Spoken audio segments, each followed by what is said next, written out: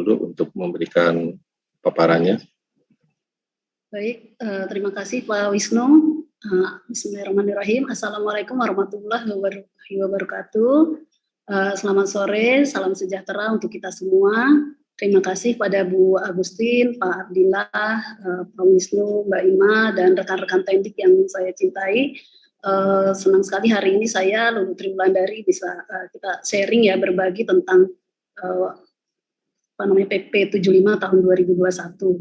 Seperti apa sih dan bagaimana peran teknik di era entrepreneurial university ini. Saya izin share screen, semoga bisa.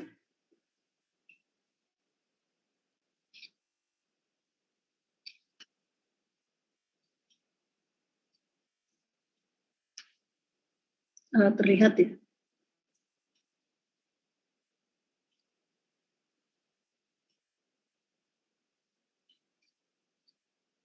Ya sudah Bu, mungkin 3 slideshow ya. Ya, waktunya berapa Pak Wisnu? Waktunya? Ya kurang lebih 15 menit ya. 15 menit, baik.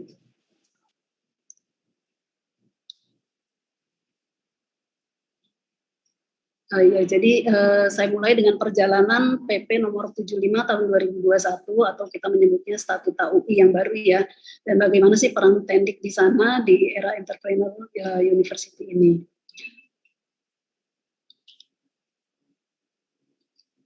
Perjalanannya dimulai bahwa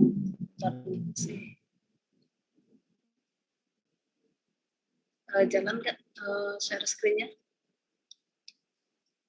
Ya ini belum jalan ya. Belum. Mungkin minta Mbak Ida ya atau Mas untuk yes, silakan.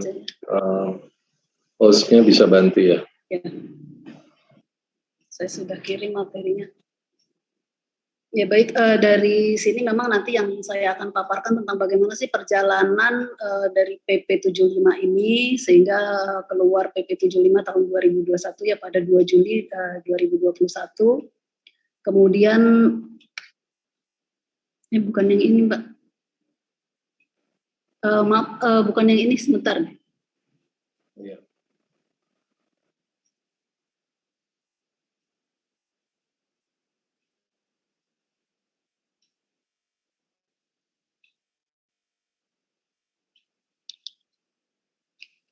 Yang ini ya?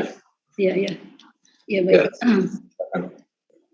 Jadi diawali perjalanan statuta itu memang sejak 2019 kita mengajukan nomor di kementerian ya, itu tahun 2019, kemudian tahun 2020 awal itu mulai pembentukan tim statuta terdiri dari 4 organ yaitu DGP, kemudian MWA, Rektor dan juga SA.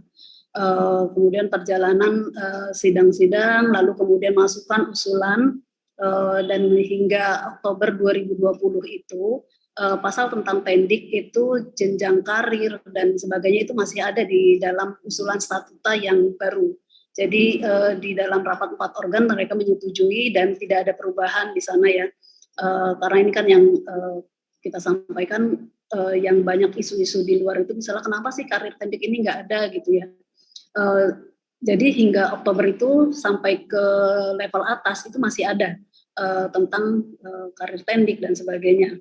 Lalu kemudian pembahasan selanjutnya di kementerian itu memang ada 5 kementerian ya yang terlibat dan karena ini PP artinya PP itu sudah dari pemerintah ya, ada 5 kementerian yang terlibat yaitu Kemendikbudristek, lalu Kementerian Keuangan, Kementerian PAN-RB, kemudian Kemkumham dan juga Sekretariat Negara. Hingga akhirnya tahun sampai Juni 2021 dan 2 Juli 2021 mengenai Statuta UI sudah ada. Nah pada selanjutnya beberapa pasal yang menjadi perhatian terkait tendik. Jadi di sini saya lebih memfokuskan pada beberapa pasal terkait tendik ini. Kemudian kan rame ya, misalnya rame seperti apa sih gitu ya tentang pasal-pasal yang ada. Jadi tentang tendik ini ada beberapa pasal seperti pasal 46, 47, 48, 49 dan 50 yang mengenai ketenagaan. Kemudian bagian ketenagaan ini pada pasal 46 di sini pegawai UI terdiri atas dosen, peneliti, dan tenaga kependidikan. Jadi disebutkan ya tentang pegawai UI sekarang itu apa saja rinciannya. Kalau pada PP 68 pegawai UI terdiri atas dosen dan tenaga kependidikan saja. Sekarang ada peneliti. Lalu kemudian di pasal kedua di ayat 2 poin B itu pegawai UI dengan perjanjian kerja. Sementara pada PP 68 sebelumnya kita coba flashback bahwa di situ ada pegawai tetap dan pegawai tidak tetap. Lalu pada poin keempat ayat 4 yang saya bold di sini, pegawai UI dengan perjanjian kerja sebagaimana dimaksud pada ayat 2 huruf B merupakan pegawai tetap atau pegawai tidak tetap yang diangkat berdasarkan peraturan rektor. Jadi di sini ada pegawai tetap dan pegawai tidak tetap yang diangkat berdasarkan peraturan rektor ya. Di sini ada beberapa sedikit perubahan, tapi pokoknya tentang pegawai UI masih ada. Cuma memang bedanya sekarang di pegawai UI itu ada 3 rinciannya, ada peneliti masuk di sana. Dan kemudian di pasal 47 ini mengenai rekrutmen pegawai, lalu pengangkatan dan pembinaan karir pegawai UI disebutkan juga, tapi memang yang ke PNS. Selanjutnya di pasal 48 ini yang juga saya garis bawahi mengenai dosen UI memiliki hak, kewajiban, dan pembinaan karir. Mungkin ini juga termasuk yang menjadi catatan penting ya dari statuta ini, karena disebutkan hanya dosen UI saja gitu. Jadi padahal di pasal atasnya itu menyebutkan pegawai UI terdiri dari dosen UI, kemudian peneliti dan tenaga kependidikan. Lalu di sini di pasal 48 disebutkan hanya dosen UI memiliki hak, kewajiban, dan pembinaan karir yang sama.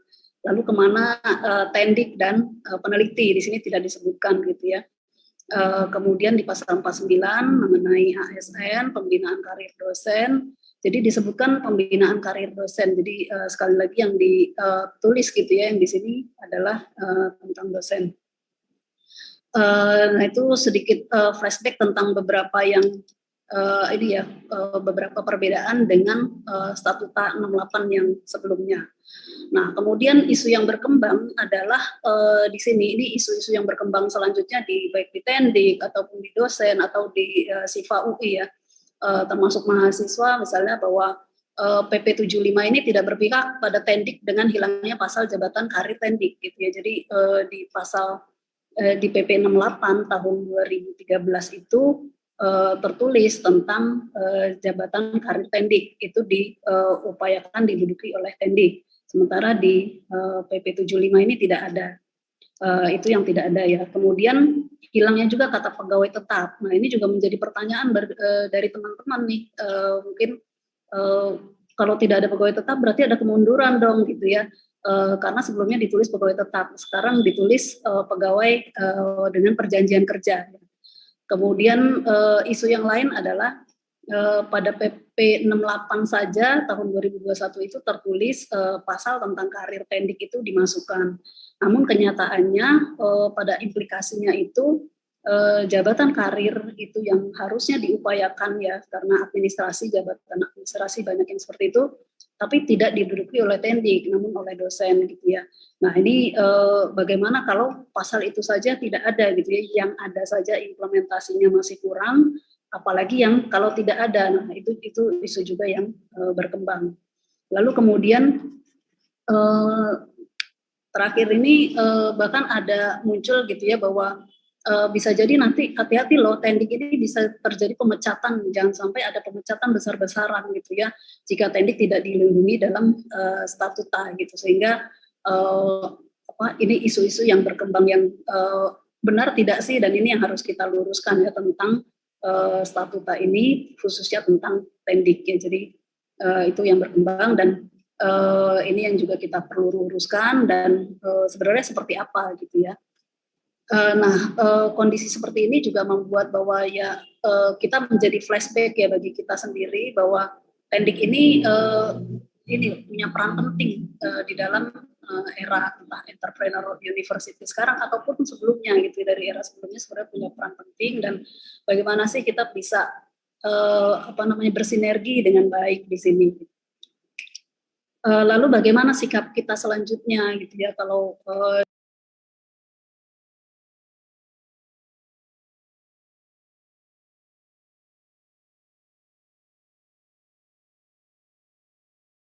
Mbak bisa di-unmute ya, Mbak? Mbak Lulu. Itu tadi kayaknya ke. Baik, bagaimana sikap kita selanjutnya? Nah, PP ini sudah diundangkan sejak 2 Juli 2021, artinya sudah berjalan ya. Jadi dan secara otomatis karena PP ini sudah ada, PP sebelumnya sudah dicabut, artinya tidak berlaku lagi. Lalu kemudian UI sebagai PTNBH ini kan memang sebagai perguruan tinggi negeri itu sebagian besar dananya itu tetap dari APBN ya. Dana APBN kemudian juga membutuhkan statuta untuk legalitas pengeluaran anggaran, kegiatan dan sebagainya. Jadi kalau statuta ini sampai misalnya vakum gitu ya, tidak ada statuta, berarti kita tidak ada legalitas untuk berjalannya suatu organisasi gitu. Sehingga memang ya mau tidak mau memang PP ini sudah memang kita jalankan gitu ya. Lalu yang ketiga sikap kita bahwa Tendik ini kan jumlahnya 2.196. Data ini saya dapat dari DSDM UIACID ya. Ini tidak termasuk outsourcing atau alih daya.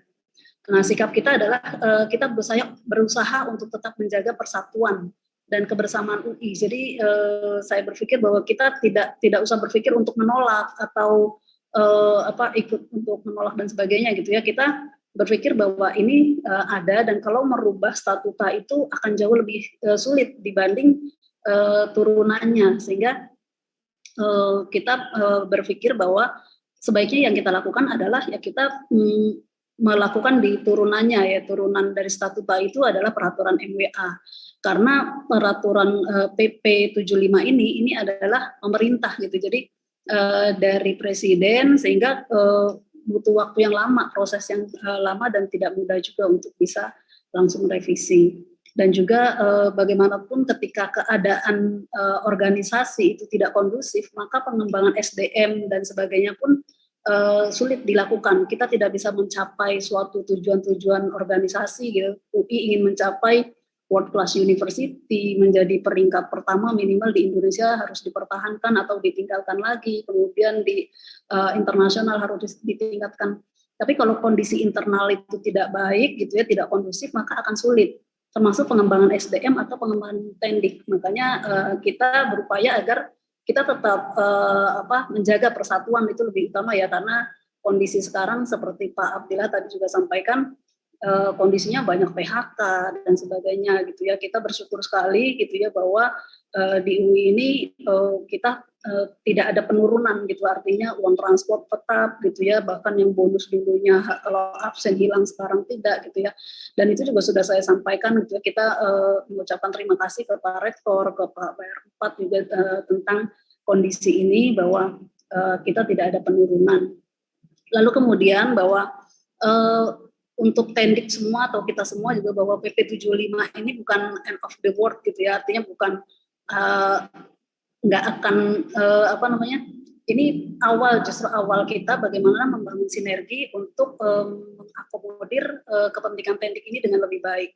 Jadi kalau PP 75 itu sifatnya memang dia tidak akan membahas secara teknis tentang Tendik, itu pasti akan seperti itu karena fokus PP itu kan ke akademik gitu ya. Dan ketika diturunkan nanti di dalam peraturan MWA gitu ya, itu justru akan lebih baik karena internal sendiri yang membahas gitu, artinya nanti peraturan MWA akan melibatkan Tendik, akan melibatkan mahasiswa dan juga organ yang lain, sehingga karena internal kita yang bicara itu akan lebih baik dan lebih mudah ya, setidaknya secara teknis akan lebih mudah dimasukkan, karena kalau ke atas gitu ya, ke pimpinan kementerian-kementerian lain yang membahas itu akan lebih sulit. Nah, kita punya harapan di sana untuk di peraturan MWA yang bisa menurunkan mengenai karir Tendik ini dengan lebih baik. Kemudian juga membingkai kepentingan Tendik ini dalam persatuan dan kemajuan UI nanti. Nah, selanjutnya bahwa hal lebih teknis itu dari peraturan MWA nanti akan diturunkan dalam peraturan rektor. Ini pun kita juga sangat sepakat sekali di sini bahwa di dalam hal teknis ini akan dibahas. Jadi eksekutif yang menjalankan, kita MWA mengawasi gitu ya, kita meminta atau membuat aturan, kemudian mengawasi jalannya eksekutif ini di dalam peraturan rektor. Nah, selanjutnya peraturan rektor yang ada sebelumnya itu tentang peraturan rektor nomor 33 tahun 2018. Hingga saat ini itu kan belum dicabut ya, belum dicabut dan artinya masih bisa dijalankan. Namun ada beberapa catatan sih dari peraturan rektor ini yang perlu digarisbawahi dan menjadi perhatian khususnya mungkin Pak Abdillah dan rekan-rekan ya di DSDM. Di sini di pasal 9 ada beberapa pasal yang saya ini di sini. Pasal 9 penyusunan analisis kebutuhan di sini ya jumlah tenaga kependidikan dilakukan berdasarkan analisis jabatan dan analisis beban kerja, dan ini tadi sudah disampaikan oleh Pak Abdillah. Mudah-mudahan bisa tadi ditulis janjinya untuk akhir 2021 ya Pak Abdillah ya, mudah-mudahan bisa dilaksanakan karena ini sudah sejak 2015 prosesnya Pak. Nah, kemudian ada pasal 31 juga menjadi tentang tendik. Kemudian di sini di pasal 33 juga ada, lalu yang menjadi ini tentang seleksi ya. Di sini yang menjadi mungkin di highlight juga tentang pasal 52 dan pasal 53 disebutkan jenjang karir dan jabatan pegawai UI diatur dalam peraturan rektor tersendiri. Nah ini sudah Lalu ada sebenarnya. 5 menit lagi ya Pak. Ya baik. Nah ini sudah ada, jadi mungkin di sini jenjang karir dan jabatan pegawai UI diatur dalam peraturan rektor tersendiri. Jadi peraturan rektornya apakah sudah ada tentang ini, tentang jenjang karir ini, lalu kemudian pengisian jabatan manajerial sebenarnya juga sudah ada, diutamakan bagi tenaga kependidikan sesuai kompetensi dan didasarkan pada proses seleksi. Nah mekanismenya apakah sudah dibuat, dan ini yang kita kawal Pak Dedi gitu ya, Pak Abdillah gitu ya, kita kawal Pak Rektor untuk bisa menjalankan ini. Kemudian ini tentang ketentuan lebih lanjut tentang tata cara serta jenis pengembangan kompetensi yang perlu diikuti oleh pegawai, ini juga diatur kemudian, semoga sudah ada peraturan rektornya ya. Nah, jadi peraturan rektor nomor 33 tahun 2018 ini mungkin perlu direvisi atau segera dibuatkan peraturan pendampingnya yang terkait dengan jabatan tendik atau karir tendik. Ini saya sedikit bicara tentang kelompok jabatan tadi yang sudah disampaikan juga Pak Abdillah, ada 17 kelompok jabatan ya, ada 17 di sini, dan di sini ya tentang rencananya diselesaikan pada tahun 2021, kita akan temani Pak Abdillah ya untuk bisa melaksanakan ini agar bisa diterapkan di UI. Nah, di sini saya sharing sedikit juga tentang fungsional dan struktural. Fungsional dan struktural tadi yang 17 jenjang jabatan itu sebenarnya akan diarahkan ke fungsional. Kemudian ada struktural. Sementara di UI sekarang ini kan masih ada struktural. Struktural itu padahal kalau kita lihat mungkin yang bisa masuk ke jabatan struktural itu mungkin hanya 5 atau 10% yang dapat menjabat. Artinya tidak semua dari seluruh tendik. Nggak mungkin ya semua menjabat, kan nggak mungkin. Tapi kalau fungsional itu bisa 60-70% dengan tadi statistik yang Pak Abdillah sampaikan, jenjang pendidikan dan sebagainya, itu bisa sampai 70% bisa menjabat untuk fungsional ini. Dan fungsional itu kalau dia sudah masuk jabatan fungsional, 90% itu nggak mungkin akan turun jabatan. Ya misalnya saya sudah pustakawan madya, saya nggak mungkin jadi pustakawan muda lagi, kecuali saya nggak pernah ngerjain gitu ya tugas-tugas dan sebagainya. Jadi saya akan di sana gitu ya.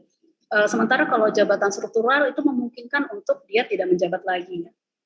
Lalu kemudian jabatan fungsional ini dengan jabatan fungsional tadi 17 kalau kita kembangkan dengan baik gitu ya, maka kita bisa bergabung di dalam komunitas-komunitas profesional itu dengan baik. Sehingga terjadi pengembangan profesi, kemudian melakukan kajian gitu ya. Di bagian keuangan misalnya finance, dia ikut masuk ke profesi keuangan. Lalu karena kita sudah fungsional finance gitu ya, keuangan, kita membuat kajian misalnya bagaimana sih proses perubahan dari yang sebelumnya tidak Oracle gitu ya, menggunakan Oracle, kendala-kendalanya apa gitu ya. Di sini tendik sangat memungkinkan untuk bisa melakukan ini, karena kalau kita lihat dari statistik itu secara akademis yang lulusan S1 itu cukup banyak, sehingga bisa melakukan kajian-kajian ini, apalagi S1-nya juga rata-rata itu lulusan juga dari UI sendiri gitu ya. Nah, kajian ini berbeda dengan penelitian, jadi tidak sama dengan penelitian dosen. Dosen meneliti, sementara kita kajian itu based on practice yang ada di finance, misalnya di keuangan masalahnya apa, sehingga kita bisa tahu, atau di SDM kita bisa melihat misalnya melakukan kajian perubahan dari SIPEK ke HURIS itu seperti apa, permasalahannya apa, kendalanya apa, dan yang tahu itu kan SDM Pendik gitu ya, yang tahu. Jadi dia bisa melakukan ini dengan baik, kemudian bisa diupload di jurnal atau di majalah dan sebagainya. Nah, jika itu terjadi maka ini UI akan makin berkembang dan kemudian entrepreneurial university ini bisa dilakukan gitu ya. Saya melihat dari segi itu. Jadi peran Tendik ini sangat penting ketika fungsional ini diterapkan dengan sebaik-baiknya.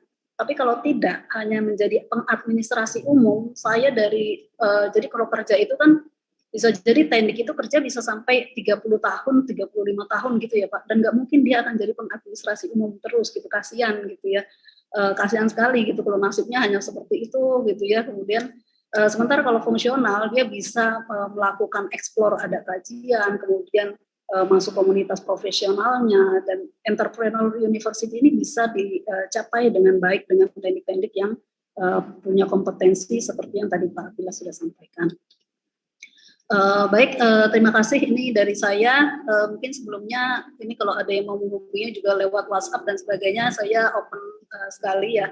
Kalau ada yang mau ditanyakan, nanti materi akan saya sharing di chat. Terakhir saya mau puisi pantun ya, biar nggak tegang nih, Pak Abdillah nggak tegang, Pak Wisnu nggak tegang, dan teman-teman teknik nggak tegang. Sedikit pantun. Gegap Monstera di awal pandemi, awalnya mahal, kini dibagi-bagi. PP 75 2021 bukan tragedi, tapi awal kita bersinergi. Baik, terima kasih dari saya. Assalamualaikum warahmatullahi wabarakatuh. Ya, terima kasih banyak Mbak Lulu atas pantunnya yang menginspirasi ya Mbak Lulu. Ya, tadi mungkin ingin merangkum yang disampaikan Mbak Lulu tadi. Memang sepertinya ada istilahnya prihatinan ya terhadap PP baru ini gitu ya, dan itu ya merupakan hal yang wajar gitu, karena hal-hal yang baru pasti menimbulkan istilahnya pertanyaan-pertanyaan.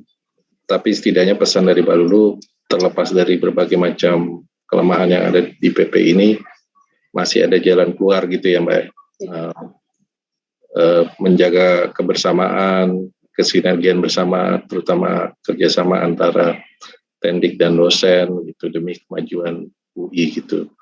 Dan Mbak Lulu tentu saja sebagai perwakilan Tendik di MWA akan terus istilahnya bermitra ya dengan Pak Abdillah dan Prof. Dedi tentunya untuk memastikan adanya perbaikan-perbaikan ya, misalnya terkait dengan jabatan fungsional, kelompok jabatan, kemudian tadi soal kepastian jenjang karir gitu ya di jabatan fungsional tertentu.